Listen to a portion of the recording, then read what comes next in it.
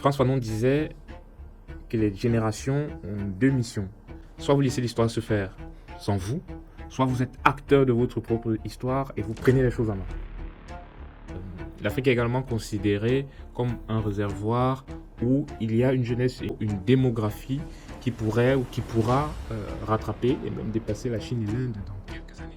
Quand on voit ce que la jeunesse africaine investit en termes d'industrie créative, en termes d'innovation technologique, en termes même de sciences, d'éducation, de littérature, ça montre une jeunesse africaine qui, au-delà du dynamisme, veut pouvoir se positionner, comme on dit, et pouvoir discuter égal à égal avec les autres. Toi, avec la vision et un peu de connaissance, qu'est-ce que tu penses que l'État congolais pourrait faire pour que ces massacres cessent? La question que tu me poses, elle est très intéressante et très sensible. Je suis d'accord, mais tout dépend de comment tu veux te mouiller. Les conflits mondiaux qui sévissent ces dernières années, notamment le conflit israélo-palestinien, la guerre entre l'Ukraine et la Russie, nous amènent aujourd'hui à nous poser la question sur la géopolitique.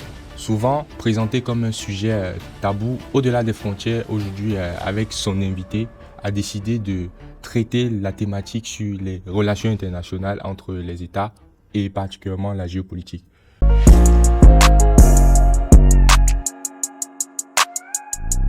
Bonjour et bienvenue sur Au-delà des frontières, le canal d'expression privilégié des personnes de la diaspora. Ici, nous abordons plusieurs thématiques d'ordre académique, professionnel, socio-culturel et même politique. C'est le cas de la thématique d'aujourd'hui. Donc, si vous êtes nouveau sur la chaîne, n'hésitez pas à vous abonner, liker, partager autour de vous. Là, c'est comme ça que nous avançons. Bonjour Kevin et bienvenue sur Au-delà des frontières. Bonjour Steve, avec plaisir. Très enchanté d'être là. Ok, nous te remercions pour ta venue, ta motivation. Et je te laisser te présenter brièvement ou comme tu veux pour nos auditeurs. Je m'appelle Kevin Chanda et en guise d'introduction, j'aime bien ces paroles de Sherlock Holmes qui disait tantôt pour se présenter, Sherlock Holmes représenté par Watson qui était son compagnon, qui disait ceci de Sherlock Holmes. Que Sherlock Holmes c'est quelqu'un qui a une grande passion pour les arts et pour les lettres, qui se considère d'ailleurs comme défenseur des arts et des lettres, dont l'existence se déroule dans une certaine ambiance d'élégance et qui arbore le vulgaire. Je crois que cette description de Sherlock Holmes correspond très bien à ma personne. En guise de vie professionnelle, ou surtout académique, parce que c'est dans ce cadre-là que je m'inscris dans l'intervention de ce jour, je dois dire que j'ai un master en relations internationales, spécialité géopolitique et géoéconomie. Ok. Et actuellement, je suis doctorant en communication politique. D'accord. Et en guise d'expérience professionnelle, j'ai travaillé plusieurs fois comme consultant sur les questions liées justement à la géopolitique internationale, notamment autour de Paris 2024, mais aussi autour des questions liées au genre dans les relations internationales, en lien avec l'Agence française des normes. Ok. Donc, on va dire le sujet d'aujourd'hui, tu t'y connais un peu. Tout à fait. Ok. D'accord, donc sans plus tarder, on va rentrer les pieds dans le plat. Lorsqu'on parle de relations internationales, pour quelqu'un qui n'est pas, on va dire, qui a juste l'expérience à travers les médias, que ce soit France 24, Canal 2, CATV, qu'est-ce que tu peux donner? C'est quoi la définition? Comment est-ce que on parle de quoi lorsqu'on parle de relations internationales? Déjà, il faut commencer par dire que les relations internationales font partie d'une grande branche qu'on appelle la science politique. Okay. Et que la science politique, c'est une discipline dont la méthode et l'objet d'étude, ce qu'on appelle le corpus ou encore l'épistémologie, renvoie à trois domaines en particulier, c'est-à-dire la théorie ou les théories politiques, la sociologie politique et les relations internationales. Donc, les relations internationales se classent comme un sous-domaine de la science politique. Je ne vais pas revenir sur la définition de la politique, ça nous prendrait beaucoup de temps, mais pour aller droit au but, je dirais que les relations internationales se définissent comme les relations ou les interactions que les États entretiennent entre eux, ou plutôt les nations entretiennent entre elles. Okay. Et en cela, elles se distinguent de la géopolitique qui, elle, est l'étude des rapports de force dans un espace ou dans un environnement donné. Okay. La géopolitique, c'est davantage l'étude des cartes. Pour être un bon géopolitologue ou un géopoliticien, il faut savoir décrypter les cartes mondiales, savoir où se trouve un pays, pourquoi c'est important de connaître la place d'un pays, la place d'un territoire sur la carte. Parce que justement, son environnement qui a tout autour de lui impacte forcément ce pays-là. Donc, Si vous voulez être bon géopolitologue, c'est-à-dire étudier les rapports de force entre les pays, il faut savoir décrypter les cartes. Les deux vont ensemble. Ok. Oui. Alors, globalement, la géopolitique, c'est quoi? La première des choses qu'il faut comprendre, c'est que la géopolitique, ce n'est pas les relations internationales. Ok. Parce que comme j'ai défini les relations internationales tout à l'heure, c'est la science des interactions entre les États ou les interactions entre les nations. La géopolitique, c'est pas les relations internationales. La géopolitique, c'est une méthode d'analyse. D'accord. C'est une méthode d'analyse des rapports de force. La géopolitique, ce n'est pas l'étude des concepts creux, c'est-à-dire néo, post, etc. C'est véritablement la capacité d'analyser, de décrypter, de déchiffrer les interactions liées aux intérêts des États dans l'environnement qui est le leur. Oui. Je me doute que c'est pas juste entre pays qu'on parle de géopolitique, c'est même aussi intercontinental. Donc, nous, chaîne majoritairement africaine. Donc, l'idée, c'est qu'on oriente un peu le débat sur cette partie-là. L'échange, autant pour moi.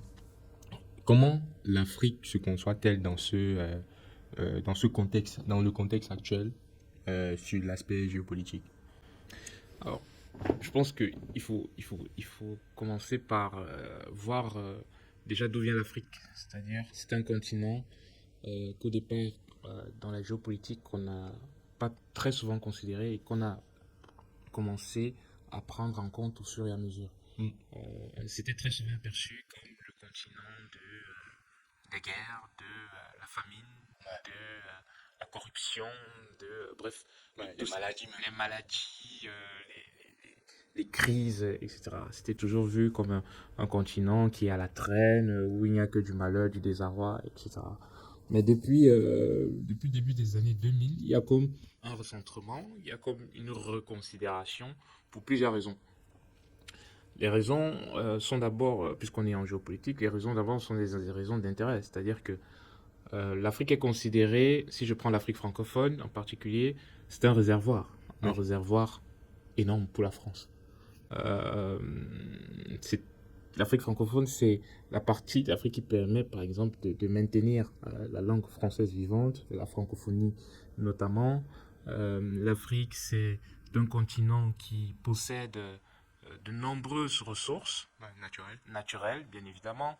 Donc des matières premières qui sont utiles ou qui seront utiles pour la transformation écologique qu'on sollicite aujourd'hui.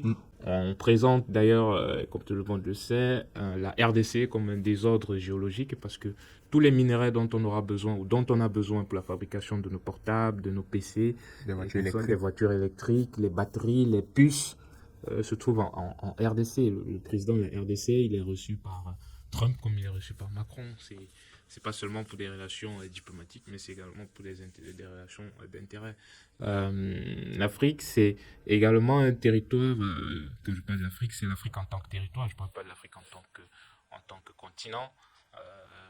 L'Afrique est également considérée comme un réservoir où il y a une jeunesse et une population, en gros une démographie qui pourrait ou qui pourra rattraper et même dépasser la Chine et l'Inde dans quelques années. Puisqu'on considère que d'ici 2050, ce sera à peu près 2 milliards et plus tard 4 milliards et demi. Donc, un tel territoire ne saurait faire l'objet d'aucun intérêt. L'Afrique, c'est aussi, sur la place internationale, un nombre considérable de votes lors du Conseil de sécurité de l'ONU ou de l'Assemblée générale de l'ONU. Parce que les puissances étrangères ont besoin des votes des pays africains pour voter X ou Y résolution à l'ONU. Et donc, il est important de pouvoir établir sur ce continent-là des zones d'influence. Ouais. Donc, or, ça, c'est la vision, j'allais dire, occidentale de l'Afrique. Mais comment est-ce que les Africains eux-mêmes se perçoivent sur la scène internationale? Il faut dire que la jeunesse africaine aujourd'hui a l'ambition de pouvoir avoir une voix, de porter une voix qui permet de défendre l'identité africaine sur la scène internationale. Frantz Fanon disait que les générations ont deux missions. Soit vous laissez l'histoire se faire par vous, je paraphrase, hein, c'est pas mot à mot, soit vous laissez l'histoire se faire sans vous, soit vous êtes acteur de votre propre histoire et vous prenez les choses en main. Et c'est ce que la jeunesse africaine est véritablement en train de faire. Quand on voit ce que la jeunesse africaine investit en termes d'industrie créative, en termes d'innovation technologique, en termes même de sciences, d'éducation, de littérature. Ça porte. Et ça montre une jeunesse africaine qui, au-delà du dynamisme, veut pouvoir se positionner, comme on dit, et pouvoir discuter d'égal à égal avec les autres. Il n'y aurait plus ce rapport de condescendance entre entre le nord et le sud. Ce serait vraiment de se dire, comme nous sommes en train de discuter, que je discute avec un Américain, un Français, un Chinois, etc. Et que dans la relation qui est établie, il y ait d'abord une vision de compréhension, parce que la géopolitique, c'est aussi ça. C'est avoir la capacité de pouvoir se mettre à la place de l'autre, pouvoir comprendre comment il perçoit le monde et comment il le conçoit, sans pour autant vouloir penser comme lui. Oui. Parce que c'est ça le risque. On arrive à pouvoir se mettre à la place de l'autre, concevoir le monde comme il le voit, le percevoir, sans forcément penser comme lui, parce que derrière, les identités sont originales. Les identités ne sont pas les mêmes, parce que les parcours ne sont pas les mêmes. Et donc, il ne faudrait pas être toujours dans la volonté d'influencer. Non, il faut pouvoir se dire que nous entrons en relation pour que chacun puisse y trouver son compte. Et apporter sa contribution. Et apporter sa contribution, bien évidemment. Cela permet d'avoir, comme je disais tantôt, certain équilibre. Il ne faudrait pas que dans l'équilibre, l'un se sente moins valorisé, sous-valorisé ou pas suffisamment considéré. Ça crée un déséquilibre. Oui. Et ce que tu dis, on voit par exemple avec l'alliance des pays de l'AES. Donc, je pense que c'est un peu ça l'objectif de ces trois pays-là, notamment Burkina, Mali et Niger. Et moi, c'est clair que le capitaine Ibrahim Traoré, il marque un peu notre génération et même il porte vraiment cette dynamique-là de vouloir fonctionner, de collaborer avec les autres puissances d'égal à égal et que ce soit une coopération. Quitter son pays d'origine pour construire un avenir à l'étranger, un rêve qui peut très vite virer au cauchemar. Je m'appelle Suzy. Ça fait un peu plus de 6 mois déjà que je galère pour renouveler mon titre de séjour aujourd'hui et j'ai même perdu mon alternance. Vraiment, je ne sais plus quoi faire. Dépression, démarches administratives interminables, chômage, les défis sont nombreux. Moi, c'est Mamadou. Ça fait plusieurs mois que je cherche un travail et c'est assez difficile. Quand je venais d'arriver en France, j'ai fait une mini-dépression. Je ne me suis pas facilement intégré et tout. Face à cette réalité, une chaîne YouTube a vu le jour. Au-delà des frontières. Grâce à Au-delà des frontières, j'ai pu tomber sur une vidéo d'une personne qui vivait la même situation que moi et j'ai pu en tirer plein d'astuces qui m'ont sauvé la vie. Un projet porté par les jeunes de la diaspora qui ont connu les mêmes galères et compris une chose essentielle. L'information et le partage d'expériences peuvent littéralement changer des vies. Grâce à Au-delà des frontières, j'ai pu peaufiner ma stratégie de recherche d'emploi et aujourd'hui, j'ai décroché un travail. Grâce à ADDF, j'ai pu me faire des rencontres, j'ai réussi à m'intégrer, à plus facilement échanger avec les gens. C'est super, je me sens libéré, quoi. Depuis 2 ans, Au-delà des frontières, c'est près de 200 contenus diffusés, une communauté de plus de 7000 jeunes de la diaspora, des retours d'expérience concrets, des informations claires, stratégiques et accessibles. Aujourd'hui, nous voulons aller plus loin, structurer notre impact, passer de l'inspiration à l'action. C'est pourquoi Au-delà des frontières devient officiellement une association. Une structure solide, portée par une équipe de bénévoles engagés au service de la réussite de la diaspora. Concrètement, rejoindre l'association Au-delà des frontières, c'est accéder à Des vidéos YouTube, Formation. des events et afterworks, mentoring, les e-books, Les échanges en live. À travers cette association, notre ambition est claire. Mettre à votre disposition tous les outils nécessaires pour faciliter votre réussite académique et socio-professionnelle à l'étranger. Parce que réussir à l'étranger ne devrait pas être un parcours du combattant. Rejoignez le mouvement. Rejoignez Au-delà des frontières. Pour ce faire, cliquez sur le lien en description pour avoir plus d'informations et ensemble, allons Au-delà de nos frontières. Yes! Que ce soit une coopération et que même dans la grammaire, parce que l'autre point que j'ai oublié de mentionner tout à l'heure, c'est la grammaire de la puissance. Dans la grammaire de la puissance, il faudrait plus qu'on ait des termes comme aide. ou octroi ou don. Ouais, c'est très péjoratif. C'est très et dévalorisant. Et Même. dévalorisant. Il faudrait plus qu'on ait des thèmes comme aide, don, etc., qui vont dans le sens justement de la dévalorisation ou de l'absence de considération. Il faudrait qu'on soit dans des thèmes de coopération, dans des thèmes d'échange, dans des thèmes d'équité, dans des thèmes de partenariat. Cela permet de se dire que je considère l'autre comme il me considère moi. Exact. Et parce qu'il me considère moi comme je le considère lui, on arrive à trouver un terrain d'entente et surtout on arrive à conjuguer ensemble nos intérêts. Parce que la géopolitique, c'est avant tout un rapport d'intérêt. Ok. C'est très bien. Je pense que là, on peut voir, c'est clair qu'on n'est pas encore où on veut être, mais les choses sont mises en place pour y arriver. Et on pense que l'Afrique ira au-delà de ses frontières. Oui, bien sûr, l'Afrique ira au-delà de ses frontières. Je pense que il y aura, c'est déjà en place et ça va progressivement s'établir. Ouais. Ouais. Et donc, comment les grandes puissances, on les a mentionnées, Chine, États-Unis et même, je pense, il y a les États du BRICS. Comment ces différentes puissances se positionnent-elles en Afrique? Quel est ton regard là-dessus? Est-ce qu'il y a vraiment un positionnement et ce sera lequel? Alors, pour répondre à ta question, je vais encore faire appel à des instruments de géopolitique puisque notre échange est... Ouais, c'est le fond c'est le fond, de la discussion. comme à l'habitude de dire mon frère, c'est le nœud gordien. C'est le nœud gordien, c'est la dorsale, c'est le squelette de notre échange. Il y a des instruments en géopolitique, il y a des spécificités. Pour une puissance, que ce soit la Chine, que ce soit l'Inde, les États-Unis, la France, ils considèrent un premier élément qui est ce que je peux appeler ou ce qu'on peut appeler la géopolitique du terrain. Okay. C'est-à-dire que quand on décide de se rendre à l'étranger ou même dans un territoire qui n'est pas le nôtre, il est important de pouvoir discuter avec les acteurs de premier plan. Ce sont les gouvernants. Dans les gouvernants, vous pouvez ranger président, ministre, société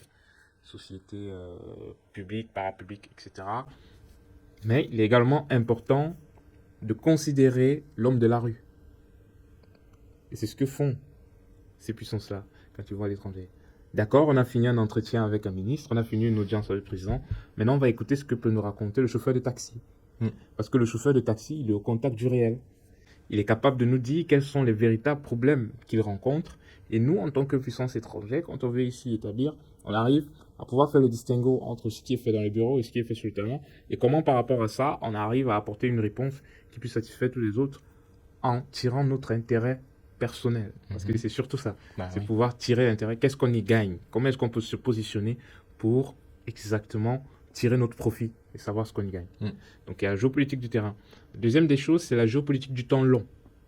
C'est de considérer que, si je prends le cas de la Chine par exemple, avec la mise en place des routes de la soie, c'est de considérer que au fil des années, petit à petit, sur un temps long que je peux définir, soit 5 ans, 10 ans, une décennie, 2 décennies, etc., je construis étape par étape ce qui va me permettre d'atteindre mon objectif.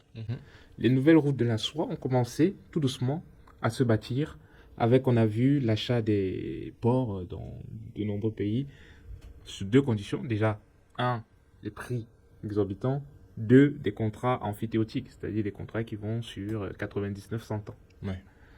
Donc, on considère qu'on va se construire dans la durée et on n'est pas pressé. Ouais. La géopolitique du temps long, c'est la géopolitique de la patience. Et c'est ce que font ces grands États. La troisième des choses, c'est la géopolitique, j'allais dire, de l'analyse et du décryptage. Ouais, quoique, appelons ça comme ça. C'est-à-dire que je ne prends pas pour agent comptant ce qui m'est dit ou ce qui m'est rapporté. J'applique ce que Descartes a appelé, et ce qu'on connaît d'ailleurs en philosophie, le doute méthodologique. La capacité de pouvoir toujours remettre en question ce qui m'est dit, réinterroger exactement ce qui ne va pas, et pouvoir montrer que je suis capable de jauger et de trouver ce qui se rapproche le plus possible de la vérité. C'est pour ça qu'en géopolitique, on a l'habitude de dire que rien n'est jamais tout blanc, n'est jamais tout noir, c'est parfois un peu gris, c'est parfois un peu au milieu. Ouais. Et enfin, il faut considérer la différence qui existe entre le savoir livresque, et j'allais revenir encore une fois de plus, et le savoir du terrain. faut croiser ce que je lis dans les rapports de ce qui se fait exactement sur le terrain. Parce que je dis, moi qui suis un peu paraphrasé, qui suis dans un domaine assez technique de dimensionnement d'usine de traitement d'eau, bah, quand tu fais ton dimensionnement sur le papier, mais dans la réalité, il y a des ajustements qu'il faut souvent apporter. Et puis à la fin, lorsque tu remets à jour tous tes documents de construction, il y a des valeurs, quelques écarts, parce qu'au départ, on avait dit peut-être 18 mètres cubes, mais à la fin, on s'est retrouvé avec un 19 mètres cubes parce qu'il y a un débit qu'on avait oublié de compléter. Donc, c'est exactement ce que tu veux dire entre le salaire livré et la réalité Et du la terrain. réalité du terrain, c'est ça. Et donc, et à la fin, c'est de dire que la géopolitique, en fait, c'est une analyse multiscalaire. Une analyse qui prend donc des décryptages sur plusieurs échelles, Oui. avec les différents points que je viens de montrer. Et donc, pour répondre concrètement à ta question, ces grandes puissances-là, en général, font appel à ces méthodes pour pouvoir s'implanter à l'étranger. Si l'Afrique fait l'objet d'un grand intérêt aujourd'hui, c'est pour l'une des raisons que j'évoquais tout à l'heure, c'est-à-dire que on s'est rendu compte que c'est peut-être le seul continent qui aujourd'hui dispose encore de ressources qui pourront permettre à la planète de poursuivre et de vivre encore plus longtemps. Les ressources naturelles, hein, matières premières, cobalt, lithium, et tout ce qu'on veut, terres rares, en gros ce qu'on appelle les terres rares, le fer et tout. La forêt équatoriale. Forêt équatoriale, deuxième poumon du monde, en dépit des abattages d'arbres auxquels on assiste, c'est encore quand même le deuxième poumon du monde, et ça fait l'objet d'un intérêt, surtout pour les organisations non gouvernementales qui appellent, n'est-ce pas, à une préservation de cet intérêt-là. Mais en même temps, il ne faut pas oublier de mentionner que ces abattages d'arbres, en fait, c'est pour l'exploitation du bois qui même est une ressource pour tout ce dont on a besoin.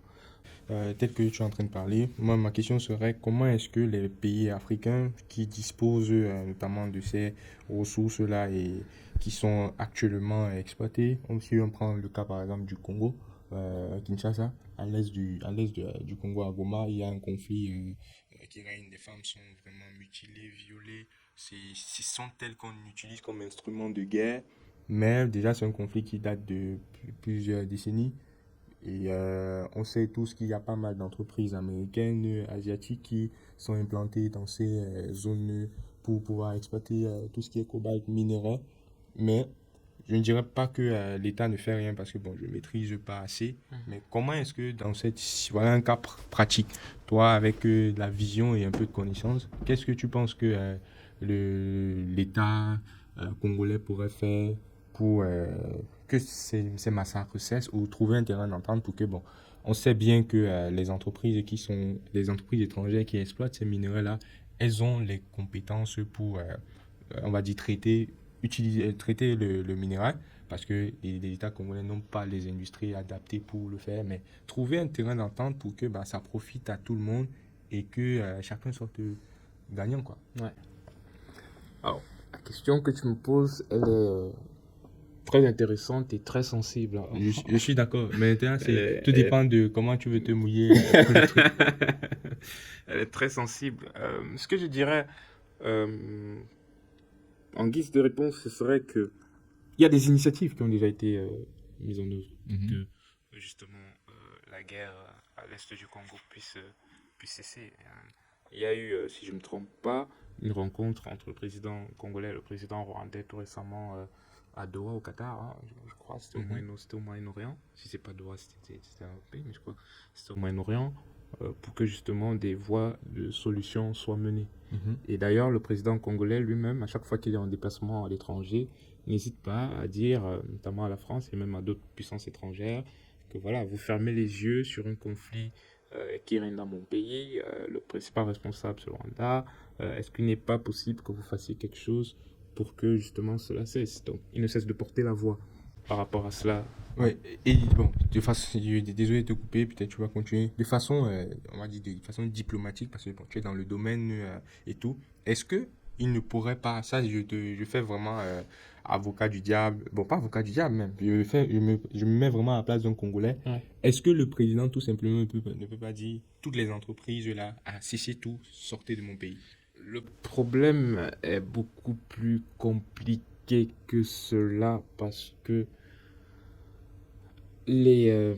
alors, je vais répondre à ta question, Ok. mais je continue d'abord parce que sinon je pense qu'on va couper le fil de de ceux qui nous suivent. J'étais en train de dire que justement des voix de plaidoyer comme ça, sont portés par le président congolais à chaque fois qu'il est à l'étranger. Et même dans son pays, il y a des moments où, dans les communiqués de presse, etc., Mm. on fait mention de la guerre à l'est du Congo. Donc, il n'est pas insensible par rapport à cela. Il est au courant de ce qui se passe. Il sait tant bien que mal, avec les moyens dont il dispose, de pouvoir faire cesser la guerre. Il y a également la société civile. Dans la société civile, je veux identifier ici le docteur Denis Mukwege, prix Nobel de la paix, qui lui aussi ne cesse de rappeler que cette situation, n'est-ce pas, comme tu as dit, met en péril la vie de nombreux innocents et surtout les mères de ces innocents-là qui sont utilisés comme armes de guerre. Il y a d'ailleurs un film qui est sorti tout récemment. Mukanga, et Mukanga. que j'ai vu Mukanga, ouais. hier, je sais pas quand la vidéo sortira. Et effectivement, il dit ça dans le film, que lui, on lui donne des prix Nobel et tout. Il est décoré, il a été décoré même par la Légion d'honneur française. Mais concrètement, qu'est-ce qu'ils font? Qu'est-ce qu'il faut? Et dans le film, tu vois, pendant qu'ils travaillent, il y a des femmes qui continuent à venir, Ouais. qui sont bousillées, Ouais. que ce soit psychologiquement, physiquement, et même dans son hôpital à Panzi, Mhm. il y a comment dire, moi, je vais les appeler des terroristes, qui escaladent pour venir commettre Des crimes. toujours des crimes, même dans l'hôpital. Ouais. Donc, jusqu'à ce jour, ça continue ce massacre continue de perdurer, quoi. Ouais. Et comment est-ce que... Parce que ça profite quand même à toutes ces puissances-là. Ouais. Mais donc, c'est pour ça que bon, tu as dit que tu vas développer plus tard. Mais Alors, puisque tu insistes, oui. il faut bien mettre le pied dans le plat. Je vais m'appuyer, je vais tenter de répondre à ta question. Je vais m'appuyer sur un reportage qu'avait fait à l'époque Alain Foucault, qui est disponible sur sa chaîne Afo, parce que je pense que lorsqu'on parle de sujets aussi sensibles, il faut s'appuyer sur des faits et je pense que le fait journalistique est une preuve. Ouais, surtout africain. Surtout africain, voilà. C'est une preuve de ce qui se passe. Donc, il avait fait un reportage qui montrait d'abord les conditions dans lesquelles travaillaient les Congolais. Hein. C'est des conditions qui sont vraiment terribles, des conditions où des gens vont dans les mines, c'est-à-dire rentrent dans le sol, et en sortent tard le soir, sans avoir mangé, dans des conditions vraiment risquées, parce que la terre peut s'écrouler sur eux. Ils n'ont pas le matériel adéquat. Des risques d'asphyxie. Des risques d'asphyxie.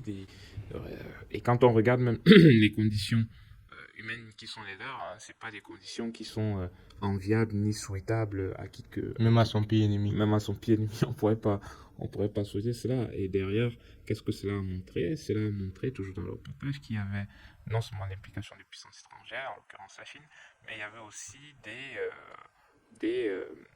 ce qu'ils appellent les relations incestueuses, c'est-à-dire l'implication des dirigeants congolais Ouais, congolais. eux-mêmes dans l'exploitation de ces mines-là. Donc, il n'est pas impossible d'imaginer que si les choses se coincent, c'est un peu parce que certains tirent profit de la situation. C'est clair. Et c'est pour tirer profit intentionnellement, personnellement, etc., etc. Donc, ça peut rendre la chose beaucoup plus difficile. Et derrière aussi, il ne faut pas oublier qu'il y a des armes, parce qu'il y a un groupe qui défend, n'est-ce pas, comment j'allais dire, il y a un groupe qui défend les intérêts de ces entreprises et même de ce pays qui est accusé de profiter de cette situation désastreuse. Donc, très souvent, l'implication du gouvernement du pays, même en question, bloque les choses parce que c'est l'administration qui fait le travail. Le président peut prendre une décision, il faut que derrière, l'administration puisse suivre. Et il faut dire que l'organisation territoriale de la RDC est une organisation bien particulière, parce que vous avez des gouverneurs et tout. Le président préside, mais au niveau local, vous avez une autre organisation un peu différente, et c'est davantage cette organisation territoriale locale qui a un peu plus de force. Donc, il faut pouvoir arriver à matérialiser, à faire en sorte que la décision qui est prise à Kinshasa se répercute à Goma. Ok. Et ça, comme je ne suis pas maître de l'architecture de l'administration congolaise, je ne saurais pas te dire exactement ce qu'il faut faire. Mais moi, je pense que faire du plaidoyer comme le président le fait à travers ses sorties, que la dénonciation ne cesse d'être répétée à Ur et à Dia, permet que cela ne soit pas oublié. Parce que oublier une telle situation, une telle crise voudrait dire que ces populations qui souffrent à l'oubli. Or, il n'est pas question en tant qu'être humain, et si l'on veut en tant qu'humaniste, d'oublier la souffrance de l'autre. Il faut pouvoir apporter des solutions, et en l'occurrence des solutions politiques. Ce qu'on peut souhaiter, ce qu'on pourrait souhaiter, c'est que le président congolais rencontre son frère africain, le président rwandais, qui s'asseye et qui trouve des solutions pour que cela puisse cesser une bonne fois pour toutes et qu'on n'en entende plus parler. Et même si, puisqu'on parlait des puissances étrangères, même s'il y a l'implication des puissances étrangères, il ne serait pas incongru qu'ils prennent part au dialogue. Oui, parce que d'une certaine manière, ils ont des entreprises. Il y a des entreprises originaires de ces pays-là qui bénéficient. Et qui dit présence des entreprises dit intérêt. Donc, forcément, ils ne vont pas vouloir lâcher d'aussitôt avec bon cœur. Hein. Oui, mais c'est un peu, on va dire, le côté sombre de l'histoire. Parce que tu te dis, on sait tous qu'il y a un massacre, et chaque puissance connaît, mais on privilégie les intérêts. Et puis, bon, ma question, je me doute bien que tu as répondu comme tu pouvais, hein, mais ma question, c'est vraiment, c'était plus pour quelqu'un qui ne s'y connaît pas et qui entend ça même pour la première fois, et qui se dit, mais pourquoi géopolitiquement, moi je suis dans mon pays, et puis il y a un étranger, c'est à cause d'un étranger qu'il y a plein de désordre dans ma maison, je chasse juste l'étranger et puis je résous ça comme ça. Non, dans l'étude, comme je disais tantôt, la géopolitique, c'est une étude multiscalaire. C'est une étude qui prend plusieurs niveaux d'analyse. Un bon géopolitologue, c'est quelqu'un qui maîtrise l'histoire, qui maîtrise l'anthropologie et qui maîtrise la criminalité. Arriver juste dans un territoire et dire, bon, c'est l'étranger, je chasse... c'est méconnaître parfois un peu les éléments d'anthropologie et les éléments d'histoire, puisque quand on arrive à l'est du Congo, on va voir qu'il y a des Rwandais qui sont installés au Congo depuis longtemps. Vous allez chasser tous les Rwandais qui sont installés, qui ont fait leurs enfants, qui ont épousé même parfois des Congolaises là, parce que l'ennemi c'est le Rwanda, et vice-versa, du côté du Rwanda, vous avez les Congolais qui sont installés. Ouais, le conflit des Hutus et Tutsis. Ouais, voilà. Le conflit et la situation est beaucoup plus complexe que cela. Il faut prendre en compte cette dimension anthropologique, cette dimension historique. La dimension historique pourrait remonter au moins jusqu'au président Mobutu. C'est-à-dire pour revenir au conflit au Rwanda, Congo. Ce que je crois, ce que j'ai lu, on pourra en discuter et compléter, parce que je prétends pas avoir la science infuse, c'est pratiquement la fin du régime de Mobutu qu'on commence à voir justement les velléités du Rwanda, l'intérêt du Rwanda pour l'est du Congo. Et après, voilà, le président Kabila qui arrive. Bref, je ne vais pas rentrer dans les éléments historiques, mais je veux dire que l'histoire aussi est importante. Donc, on ne peut pas arriver juste et chasser et dire, voilà, tu dois partir. Il faut plutôt arriver et dire, bon, toi, ok, tu es là. Moi, je suis là. Moi, c'est mon territoire d'origine. Toi, tu es venu t'installer, tu veux en profiter. Ok. Comment est-ce qu'on s'accorde? Comment est-ce qu'on arrive à trouver un terrain d'entente? Comment, à travers un outil qui est fort en diplomatique, qu'on appelle la négociation, nous arrivons à nous dire que ça y est, c'est bon, on va s'arrêter là, on va trouver un terrain d'entente, chacun va tirer son bénéfice, l'intérêt, et ça suffira comme ça.